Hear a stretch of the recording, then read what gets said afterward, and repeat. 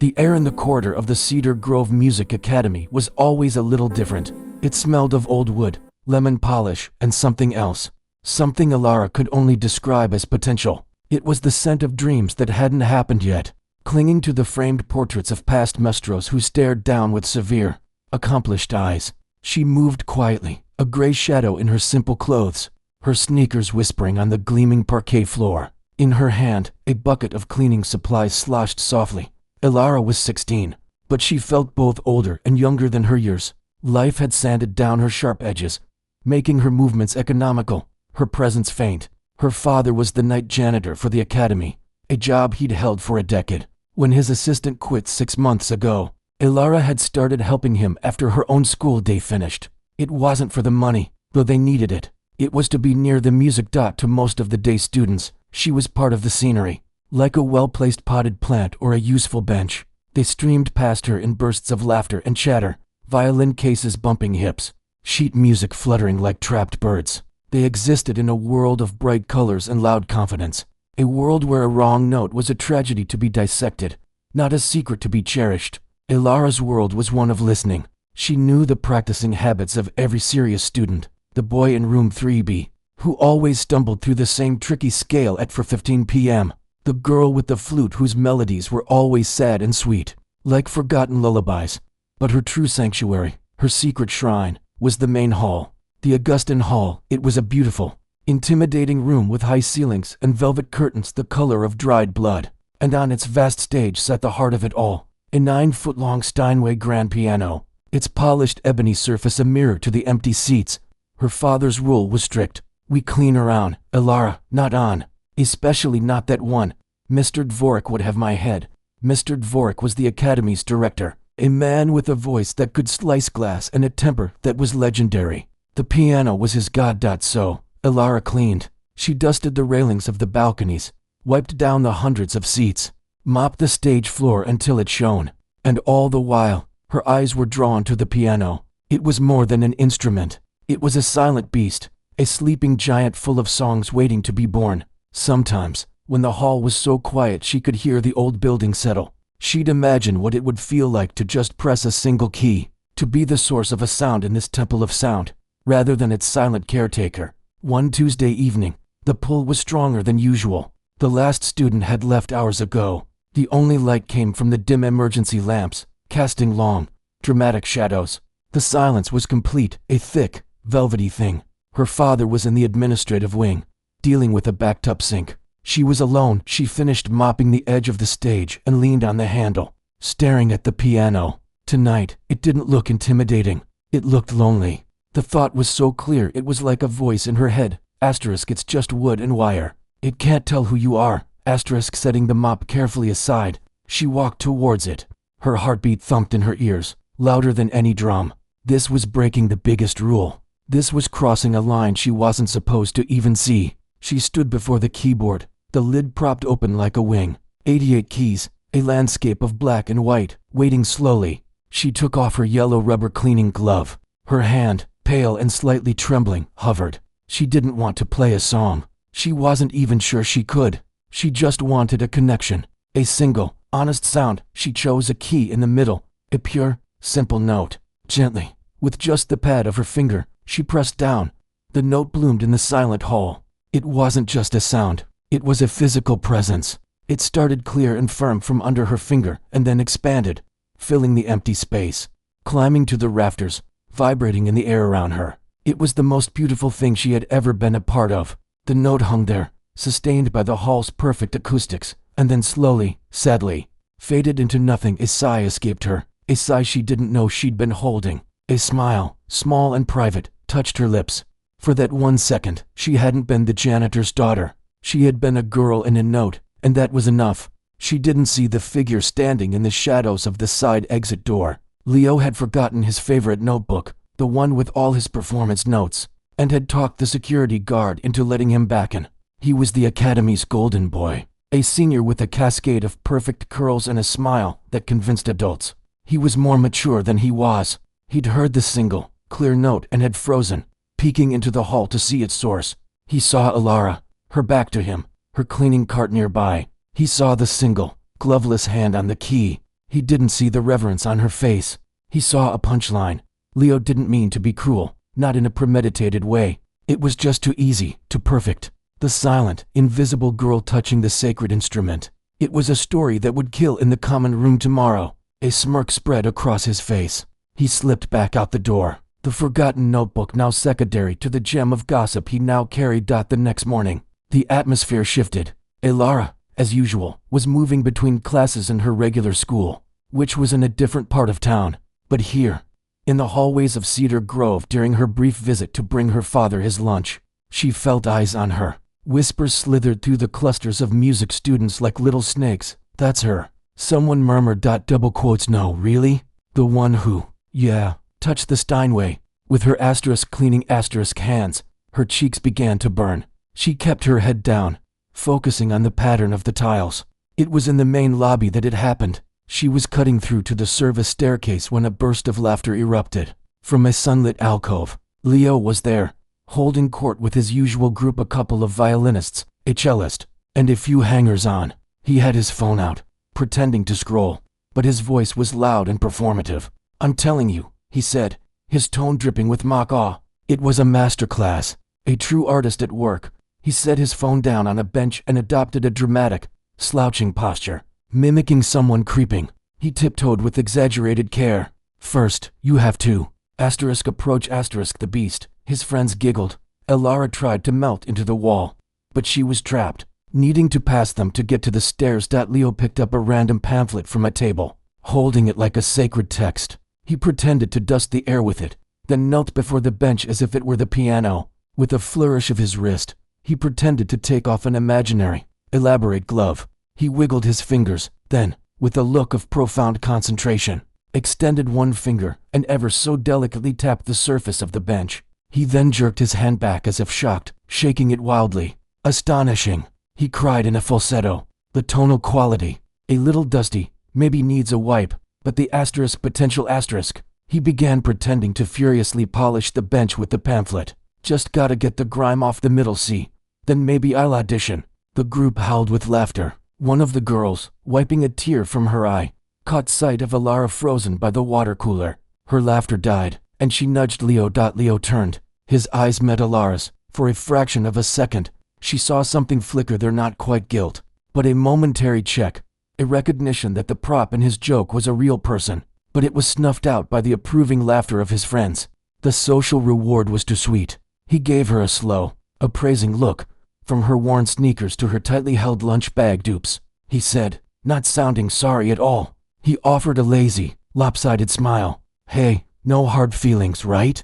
Just admiring your technique. The word technique was a bullet. It was the word they used for hours of practiced scales, for the disciplined approach of a real musician. He was putting her one sacred, stolen note in the same category as her mopping. Elara's throat closed. Every insult, every doubt she'd ever had about her place here roared in her ears. She wanted to say something, anything to defend herself, to explain that a note could be a prayer even if you only played one. But the words were ash in her mouth. The weight of their collective gaze, amused and pitiless, pressed down on her, pinning her in place. So, she did the only thing she could. She looked away, her vision blurring. She turned and pushed through the heavy door to the service staircase, the sound of their rekindled laughter chasing her up the concrete steps like a swarm of wasps. In the stark, windowless stairwell, alone with the smell of disinfectant and dust, she slid down against a wall, hugging her knees. The single, beautiful note from last night seemed like a cruel joke now. It hadn't been a connection. It had been a trespass, and she had been caught. The shame was a hot, heavy coat she couldn't take off. She wasn't a girl who loved music, in their eyes, and now painfully in her own. She was just the help who'd gotten above her station, a living punchline for a joke she never meant to tell. The walk home was a blur of wet pavement and blinking streetlights. The laughter from the lobby seemed to have followed Elara out of the academy, echoing inside her head with every step. She replayed the scene over and over, Leo's mocking pantomime, the cruel twist of his smile, the way she had just stood there, silent and helpless. By the time she pushed open the door to their small, top-floor apartment, the shame had hardened into a cold, heavy lump in her chest. The apartment was warm and smelled of garlic and thyme. Her mother was at the stove, stirring a pot. She turned, her face lighting up with its usual quiet smile. But the light faded when she saw her daughter. Elara could never hide anything from her. "Bad day at the academy?" her mother asked, her voice soft. Elara just shrugged, dumping her bag by the door. "It's nothing. It doesn't look like nothing." Her mother wiped her hands on a towel and came closer. "Tell me." And because the weight was too much to carry alone, it all spilled out in a choked, messy torrent. The single note, the boy in the shadows, the public mockery, the feeling of being a joke. She left out no detail, her voice thick with the threat of tears she refused to shed. Her mother listened without interrupting, her expression growing still and thoughtful. When Elara finished, there was a long silence filled only by the bubbling of the soup on the stove. "Come with me," her mother said finally. She took Elara's hand and led her away from the main room, down the short, cluttered hallway to a door that was always kept closed. It was a storage room, packed with old suitcases, boxes of winter clothes, and forgotten things draped in sheets.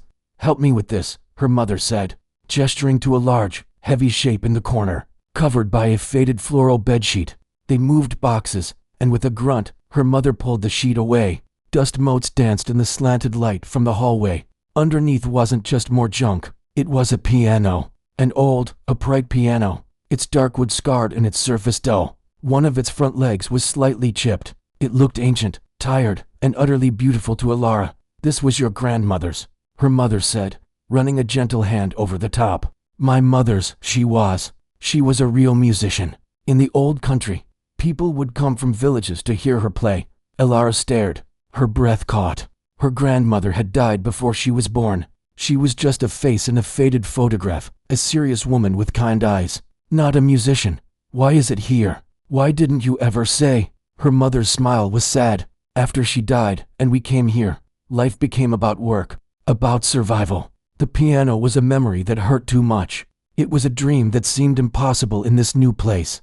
And your father, he worked so hard at that academy, around all those beautiful instruments. It felt like a reminder of what we couldn't give you." She lifted the fallboard, revealing the yellowed keys. "Some were chipped. But I was wrong," she whispered, "hearing you talk about that note. I heard it in your voice. Not just the hurt, but the love for the sound itself. That came from her. It's in you." That night, after dinner, the lessons began. But they were unlike any lessons the students at Cedar Grove would recognize. "We must be quiet," her mother said. "The neighbors." She sat beside Elara on the worn bench. "And we have no teacher, no money for books. So, we start with what we have, our hands and our ears." She took Elara's right hand and placed her index finger on the middle C key. "This is home," she said. "You don't press it. Not yet, just feel it. Know where it is with your eyes closed." For an hour, they did just that. Her mother would say, "Find F now, find G, go back to C." Elara's fingers would walk the landscape of black and white, learning the spaces, the patterns, like a blind person memorizing a familiar room. It was frustrating. She wanted to make noise, to drown out the memory of Leo's laughter with sound of her own. But her mother was firm. "The music is in here first," she said, tapping Elara's temple. "The fingers are just the messengers." The next day at the academy was torture. The whispers had spread. She'd hear snippets as she emptied trash bins. "The janitor's kid thinks she's a pianist." She saw Leo from a distance, holding chord again. He didn't even look at her. She was a concluded joke, old news. That almost hurt more. But now, she had a secret. When she mopped the halls outside the practice rooms, she didn't just hear noise. She heard structure. She listened to the boy in 3B struggle with his scale. And for the first time, she understood why he stumbled. The finger pattern was awkward, a jump his hand hadn't learned. She heard the sad flute melodies and found herself imagining a simple, low harmony on the piano to accompany it. At home, the silent lessons continued. Her mother produced a cardboard diagram of a keyboard sheet drawn and laminated with peeling tape. "Your practice sheet," she called it. When Elara did her homework at the kitchen table, she would run her fingers over the paper keys, her movements becoming more sure. Her mother began to teach her things she remembered from her own childhood. The names of the notes on the lines and spaces, what a chord was, how rhythm felt like a heartbeat. After a week of this, her mother finally said, "Now, you can make a sound." They sat at the old upright. Her mother placed Elara's right thumb on C, her first finger on E, her middle finger on G. "This is a C major chord," she said. "It's a foundation, a home. Press down, all together, gently, from the shoulder. Elara pressed. The sound that came from the old piano was warm and slightly muffled, like a voice speaking through a blanket. It was nothing like the brilliant, shocking clarity of the Steinway in the hall, but it was hers asterisk. She had made it happen, on purpose. A real chord. A grin broke across her face, so wide it felt unfamiliar. Her mother's eyes glistened. Again, she whispered that they worked every night. Slowly, painfully slowly, Elara's hands began to wake up. Her left hand learned simple bass patterns. Her right hand learned melodies. Her mother's knowledge was rusty, based on half-remembered lessons from 30 years ago. But it was a start. They were building a language together, word by word. One night, her mother played a few bars of a simple, haunting tune. "This was one of my mother's favorites," she said. It was just a melody, but it told a story of longing. Elara was mesmerized. "Can you learn it?" her mother asked. By ear. This was the new challenge. Elara would listen to a phrase. Then she would hunt for the notes on the silent paper keyboard. Then try them on the real one. Wrong note. Try again. Closer. Wrong again. Finally, right. It was a puzzle made of sound, and solving it gave her a fierce, private joy. But the old upright, with its soft voice, wasn't enough. She needed to hear what her clumsy chords and stumbled melodies would sound like in a space like Augustin Hall. She needed to face the giant. A plan formed, born of desperation and courage. She knew the security guard's rounds. She knew her father's schedule. Late on a Thursday night, when the building was a tomb, she slipped her father's master key off its hook by the door after he'd fallen asleep in his chair. Her heart was a wild drum against her ribs. She let herself into the dark academy, the familiar smells of polish and dust greeting her. She didn't turn on the main lights, using the faint glow from exit signs. She made her way to Augustin Hall and pushed the heavy door open. The Steinway waited on the stage, a silhouette in the gloom. This time, she didn't approach it with wonder. She approached it with a goal. She walked up the stage steps, her footsteps echoing, and sat on the bench. It was cool and solid. She lifted the lid. She placed her hands on the keys, remembering the feel from her cardboard diagram and her grandmother's old piano. She took a deep breath and played the C major chord. The sound was a revelation. It wasn't just a note. It was an asterisk of an asterisk. It filled the vast, dark space, powerful, clear, and rich. It didn't fade quickly. It resonated, vibrating through the wood of the piano and up through the bench into her bones. The difference between this and the old upright at home was the difference between whispering and shouting from a mountaintop. It was terrifying and exhilarating. She began to practice the simple tune her mother had taught her. In the empty hall, every mistake was huge, a clangor in the silence, but every correct note was a triumph. She played the phrase over and over, each time a little smoother, a little more sure. For 20 minutes, the dark hall was hers. The silence was no longer an enemy. It was her audience, absorbing every sound. She left before her nerves failed her, locking the hall behind her, the key cold in her sweaty palm. As she walked home through the sleeping streets, she felt different. The shame from the laughter was still there, but it was now buried under a new layer, a layer of secret knowledge. She knew what it felt like to make that mighty piano speak. She knew she could find her way to the right notes. She wasn't just learning to play. In the darkness of the grand hall, with the ghost of her grandmother's melody in the air, she was learning to answer back. The mockery had been a question. Who do you think you are? Night by night, note by note, she was beginning to forge a reply. The secret nights at the Augustin Hall became Elara's true life. The days were a gray, muffled dream of school, chores, and navigating the indifferent halls of the academy. But the nights were alive with color and sound. Every other evening, when the moon was high and the world was quiet, she would slip the key from its hook and become someone else. Her grandmother's old upright piano was her patient teacher. Its soft, muted tones were where she learned the language, the grammar of scales, the vocabulary of chords, the punctuation of rests. But the Steinway in the empty hall was her stage. Under its lid, her careful practice transformed. A simple melody on the old piano became a soaring, powerful thing in the hall. The bass notes rumbled like distant thunder. The high notes glittered like stars reflected on black ice. She grew bolder. She started exploring, using the basic theory her mother taught her and the sharp ears she developed from a lifetime of listening. She began to pick apart more complex pieces. She would hear a student practicing a movement by Beethoven or Chopin during the day, and at night, she would sit in the dark and try to reconstruct it. phrase by phrase, her fingers finding the shapes by instinct and memory. It was slow, painstaking work. Sometimes she hit walls of wrong notes that made her cringe in the silence, but sometimes a passage would suddenly unlock, flowing from her hands as if it had always been there, and a surge of pure joy would lift her right off the bench. She was careful. She never turned on more than the small lamp on the piano.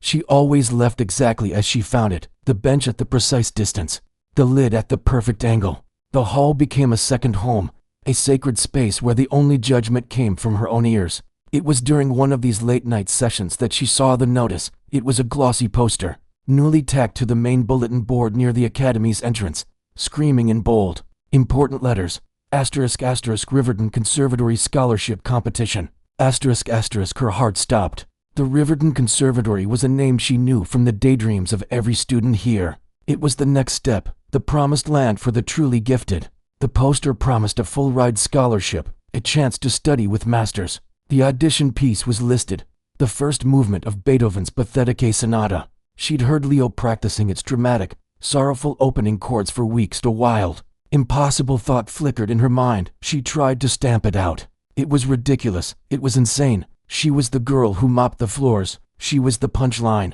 But as she stood there, the mop handle cold in her hand, the sounds of last night's practice echoed in her head. She had been working on a simpler piece, but she had felt it, the connection between her mind, her heart, and the keys. It wasn't polished, but it was real. For days, the idea ate at her. She looked at the application form, a single sheet available on a stack by the office. It asked for a name, a teacher's signature, and a performance history. She had none of those things. She watched the other students. They discussed the competition with a mix of excitement and terror. It was all they talked about. Leo, of course, was the presumed winner. He had a private tutor, a performance resume, and the confidence of a prince. The deadline was Friday. On Thursday night, sitting at the Steinway, she made a decision. It wasn't a grand, heroic moment. It was a quiet, stubborn one. It was the memory of Leo's mocking voice saying, "Just admiring your technique." It was the feeling of her grandmother's melody under her fingers. It was the sound of that very first, single, perfect note in this very hall. She would not let their laughter be the only sound she made here. The next afternoon, just before the office closed, she walked in.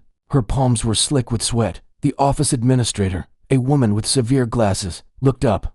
"Board, can I help you? I'd like to submit an application for the competition," Alara said, her voice barely a whisper. The woman blinked. She knew who Alara was. Everyone did now, after the gossip. "Do you have a teacher's signature?" "No," Alara said.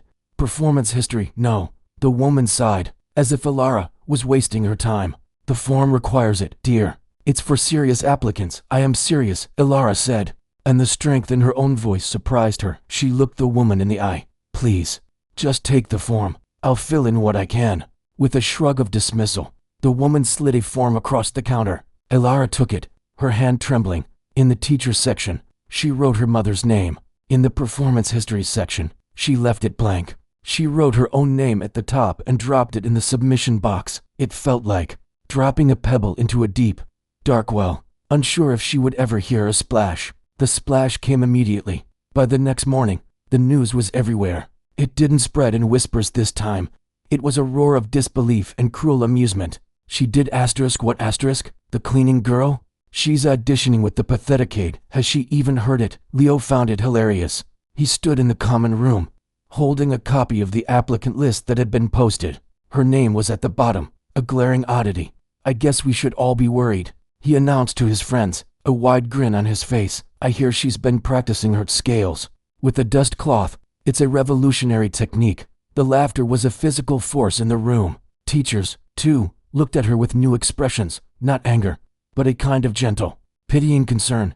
Mr. Dvorak, the director, even stopped her in the hall. He was a tall, imposing man with a voice that usually boomed. Today, it was softer, which was somehow worse. "Young lady," he said, not unkindly, "this competition, it's for students who have been training for years. The piece is very demanding. I appreciate your spirit, but perhaps this is setting yourself up for a public disappointment.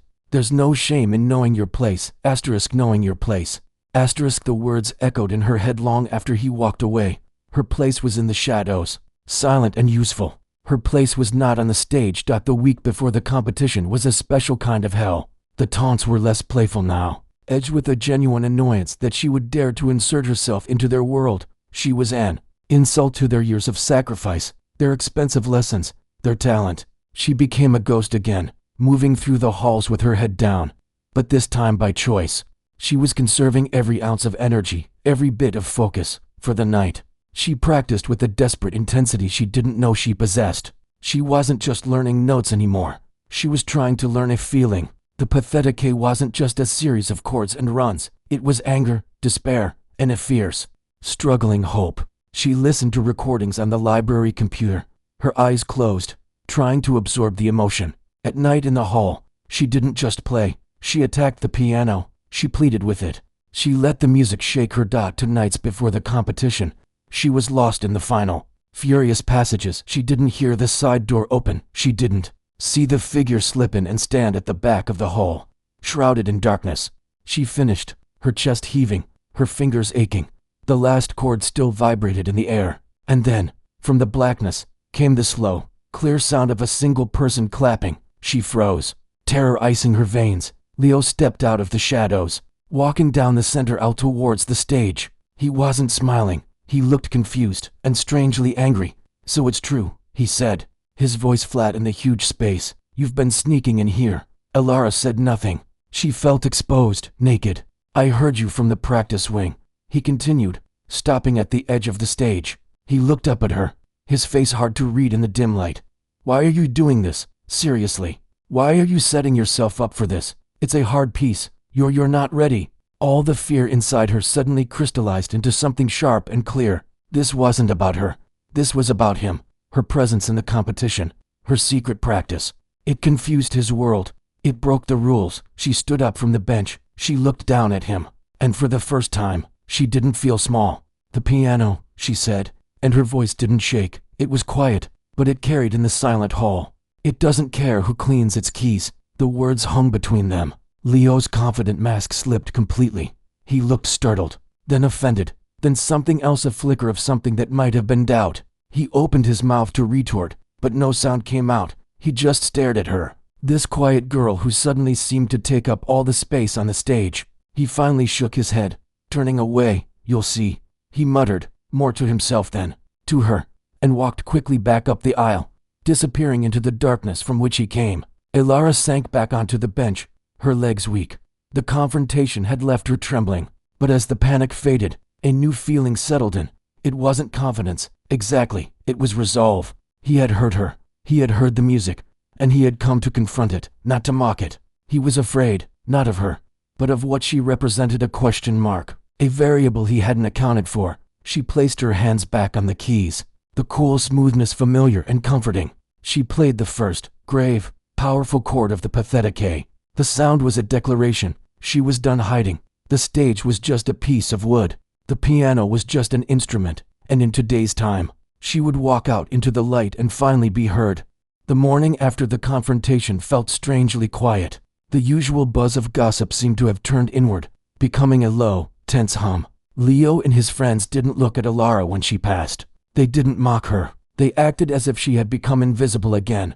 But this time it felt different. It wasn't that she was beneath notice. It was as if she had stepped into a zone they didn't understand, and they chose to ignore what they couldn't categorize. Their silence was heavier than their laughter had ever been. For Alara, the world had narrowed to a single point, the music. Every other thought, the competition, the audience. Leo's stunned face was just static. The only thing that was real was the map of the Pathetique unfolding in her mind. She heard it in the rhythm of her footsteps, saw the notes on the blank wall of her classroom, felt the chord shapes in the curl of her fingers round a pencil. That afternoon, something unexpected happened. She was cleaning the practice room corridor, her mind a million miles away, when the old caretaker, the one who was friends with her father, shuffled up to her. He was a man of few words, with kind eyes set in a wrinkled face. "Your father," he said, his voice a gravelly whisper. "He's got the bad back again. Sent me to check the boiler in the west wing." He paused, fumbling in his pocket. He pulled out a single, brass key on a plain ring. It was newer and shinier than her father's master key. "Found this on the floor near Augustin Hall. Must have fallen off someone's ring. You'll be locking up tonight, right?" Since your dad's resting. He didn't look at her as he said it. He just pressed the key into her palm, closed her fingers over it, and gave her hand a pat. Then he turned and shuffled away, his work boots squeaking on the polished floor. Elara stood frozen, the metal warm from his hand. This wasn't a lost key. This was a gift. This was permission. He knew. He had always known. And he was giving her the one thing she needed most, unburdened access. Without the fear of taking something from her father. That night, she didn't have to sneak. She walked into the Augustan hall with the new key, turning on the small, focused light over the piano. The vast room felt less like a secret and more like a workshop. This was her final preparation. She started not with the Beethoven, but with her grandmother's melody. She played it through once, letting the simple, mournful tune ground her. It connected her to why she was here, to the love that had started this whole journey. Then, she took a deep breath and began. She played the first movement of the Pathetique from start to finish. Not perfectly. She fumbled a run in the middle section. Her left hand lagged for a beat in the development, but she played it with all the feeling she had. The sorrowful, dramatic grave introduction, the explosive allegro that followed, the struggle and the flashes of lyrical hope. When she finished, sweat was prickling her forehead. She knew what was wrong. She could hear it. The technique was rough in places. She had taught herself, and it showed. But the emotion was there. It was raw and real, a storm contained within her small frame. The problem was control. She had to channel the storm, not let it overwhelm her. For the next 5 nights, she became a scientist of her own performance. She broke the piece into tiny, manageable pieces. A single measure, a difficult hand crossing, a transition that always felt clumsy. She would play that fragment, just 4 or 5 notes, over and over and over, for 20 minutes straight. She played it so slowly it lost all its music, becoming just a mechanical movement. Then, she would gradually speed it up, note by note, until it flowed. She talked to the piano. "No, slower there," she'd mutter. "The thumb comes under asterisk here asterisk." She'd mark the sheet music she'd secretly transcribed with a pencil, drawing little arcs and circles. She was her own teacher, and she was a demanding one. Her body ached. Her shoulders were knots of tension. The tips of her fingers were sore. She'd come home near dawn and fall into bed, her mind still racing with rhythms.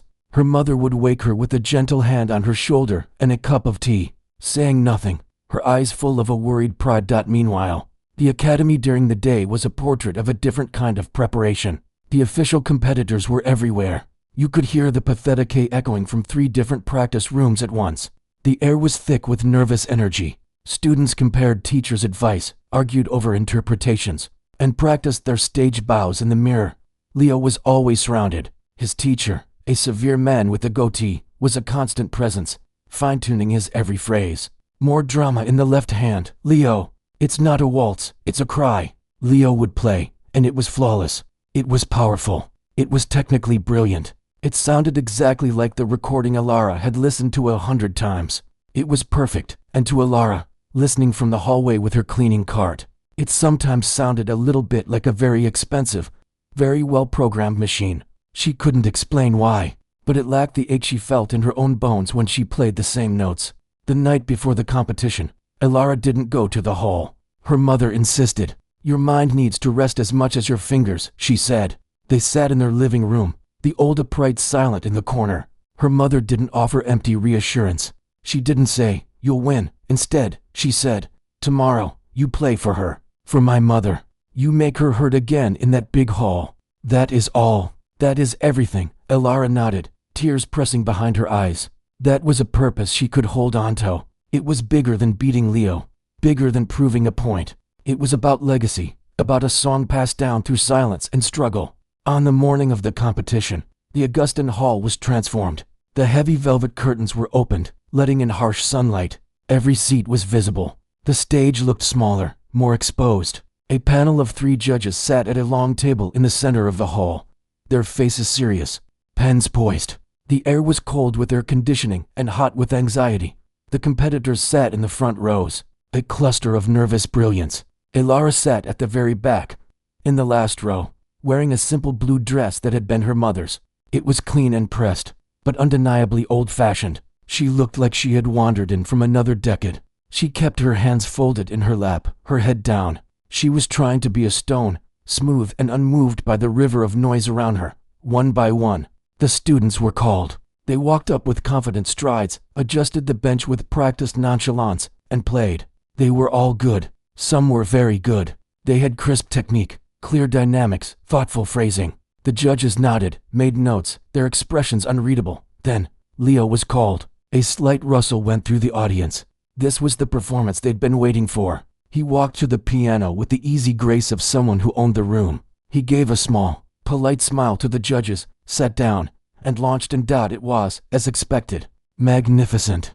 His fingers were a blur of precise power during the fast passages. The solemn opening chords were deep and resonant. He didn't miss a single note. He had complete command. When he finished, he held the final pose for just a second, then stood, acknowledging the judges and the scattered, appreciative applause from his peers with a modest nod.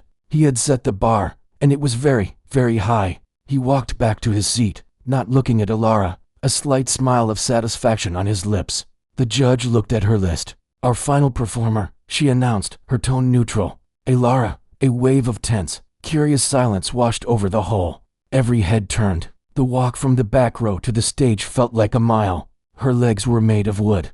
The sound of her footsteps on the aisle floor was deafening. She could feel hundreds of eyes on her, the curious, the hostile, the pitying. She kept her eyes fixed on the piano. It was her only landmark in a spinning world. She reached the stage steps. She climbed them. She approached the Steinway. This was the moment she had lived in her mind 1,000 times. But the reality was so much brighter, so much more terrifying. The bench was still warm from Leo. She adjusted it, pulling it closer. She didn't look at the judges. She didn't look at the audience. She looked at the keys, the familiar landscape of black and white.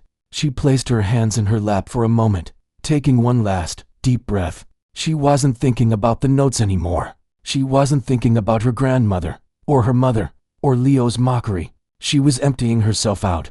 Then, she lifted her hands and placed them gently on the keys. The hall was so quiet she could hear the hum of the lights. She closed her eyes for a second, finding home.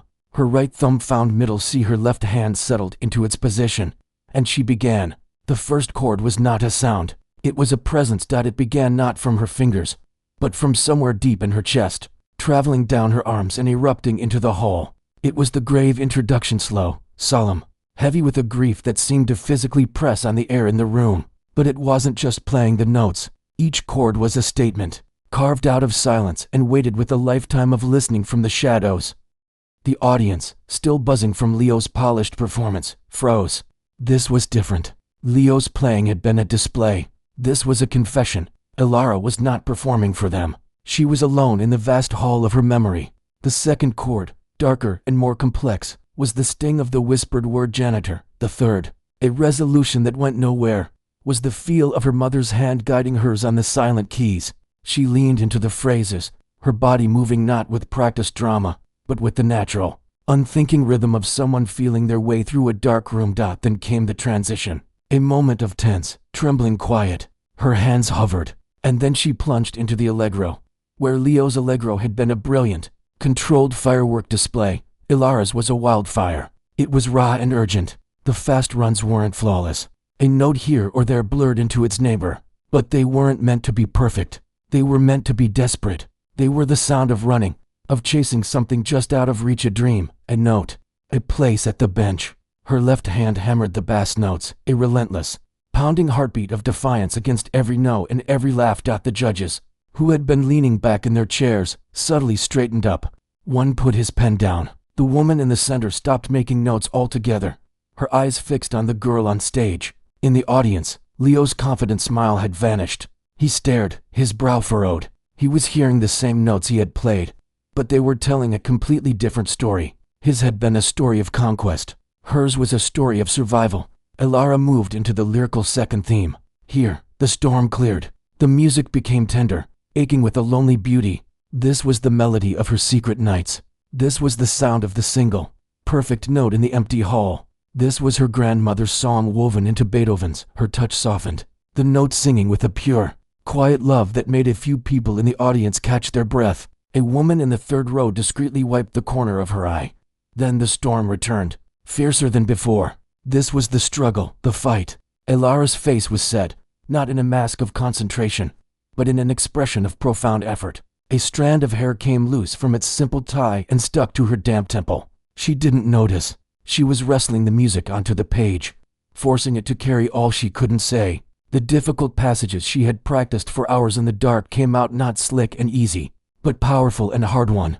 You could hear the effort, and that effort became part of the music's truth. As she approached the final, furious cascade of notes, something clicked. The fear, the audience, the judges, it all dissolved. It was just her and the great, singing beast of the piano. The final runs were not ragged, but clean and defiant. She threw her whole self into the last chords, a series of powerful, declarative blows against silence. And then it was over. The final note rang, then faded into a quiet so absolute it was like a new kind of sound. Ilara's hands fell from the keys into her lap. She was trembling. She stared at the piano lid, her vision blurry, her chest heaving. She had done it. She had poured everything out, and now she was empty. For a long moment, nothing happened. There was no applause. The silence was thick, stunned, and complete. It wasn't the silence of disappointment. It was the silence of an audience collectively holding its breath, of a spell not yet broken. The judges looked at each other, a silent communication passing between them. The spectators sat perfectly still, as if moving would shatter something fragile that was hanging in the air. Ilara's heart plummeted. The silence was worse than any laughter. It was a void. She had given them everything, and it had been met with nothing. Slowly, aching with a shame more profound than any she had ever known, she pushed the bench back. It scraped on the stage floor, a horribly loud sound in the quiet. She stood up, her legs unsteady. She couldn't look at anyone. She just wanted to disappear into the floor. She took one step, then another, toward the steps. Her head was bowed, the world reduced to the scuffed toes of her simple shoes. And then, a sound. It was a single, sharp, deliberate clap. Then another. It came from the middle of the hall. Ilara flinched, thinking it was sarcasm, the beginning of the mockery she had always expected. She forced herself to glance up. It was Leo. He was standing. His face was pale, his expression unreadable. He wasn't smiling. He wasn't smirking. He looked, for the first time since she had known him, completely serious. And he was clapping. A slow, measured, respectful clap. His solitary applause seemed to break a dam. The judge in the center, a stern-faced woman with gray hair, stood up. She began to clap, her hands meeting in firm, authoritative strokes. Then the judge to her left stood, then the one to her right. Then, like a wave, the rest of the audience rose to their feet. Not everyone clapped at first. Some just stood, as if in tribute. Then the clapping began in earnest. It wasn't wild, cheering applause. It was deeper than that. It was a rolling thunder of acknowledgement, of awe, of respect. It filled the hall, washing over the stage, warm and immense. Ilara stopped walking. She stood at the edge of the stage, completely bewildered. She looked out at the sea of standing people, their faces blurred by her tears. She saw her mother, standing near the back door where she had slipped in, both hands pressed to her mouth, her shoulders shaking. She saw the old caretaker, nodding slowly, a proud smile on his wrinkled face. She saw Leo, still clapping, his eyes on hers. He gave a single, small nod. It wasn't friendship. It wasn't an apology. It was a surrender. It was a musician recognizing another musician. The head judge had to raise her hands to quiet the crowd. It took a while. The applause finally subsided into a restless, excited murmur. The judges conferred for a moment in low whispers. The wait felt eternal. Finally, the head judge stood again, holding a piece of paper. The hall fell silent once more, this time with electric anticipation. "This is always the most difficult part of our job," she began, her voice clear and strong. "We have heard exceptional talent today, technical mastery, refined interpretation, great promise." She paused, her eyes scanning the room, finally landing on Ilara, who still stood frozen. "But the purpose of music is to communicate what words cannot, to make us feel the human experience in all its complexity. Once in a great while, a performer reminds us of that purpose in the most profound way." She looked down at the paper. "The winner of the Riverton Conservatory Scholarship is Ilara." The name hung in the air. For a second, there was no reaction, as if the audience was processing a truth that was both shocking and utterly right. Then, the applause erupted again, louder and warmer than before. It was unanimous. There were whoops, cheers. Students who had whispered about her were now clapping, their faces showing genuine amazement. There was no jealousy in that moment, only the shared witness of something extraordinary. Elara didn't hear her name at first. The words seemed to bounce off her. It was only when her mother started pushing through the crowd, tears streaming down her face, that it hit her. Her legs gave way, and she sat down hard on the edge of the stage. Her mother reached her, wrapping her in a hug so tight it felt like it was holding all the broken pieces of her together. "You did it," she whispered, over and over, her voice choked. "You made her heard. You made you heard." Later, as the crowd slowly dispersed, the head judge came over. She handed Elara a formal envelope. "Your audition for Riverton," she said, a hint of a smile on her stern face. "It's just a formality now. What you did today, that was more than an audition. That was art." She leaned in a little. "And for what it's worth, the piano could use a good cleaning. But I think we'll be hearing it sing with your hands for a long time to come." Elara walked out of the Augustan Hall, the envelope held tightly to her chest. The late afternoon sun was golden and warm. She didn't look back at the building. She looked ahead, at the ordinary street, the familiar walk home. She was still the same girl. She would still help her father clean. The world hadn't magically changed, but something inside her had shifted, irrevocably. The silence that had been her prison was now a canvas. The mockery was just an old, faded echo. She had answered their question. She wasn't the girl who cleaned the keys. She was the girl who made them speak. And for the first time in her life, the sound she carried with her wasn't the echo of laughter, but the enduring, resonant note of her own voice, finally set free.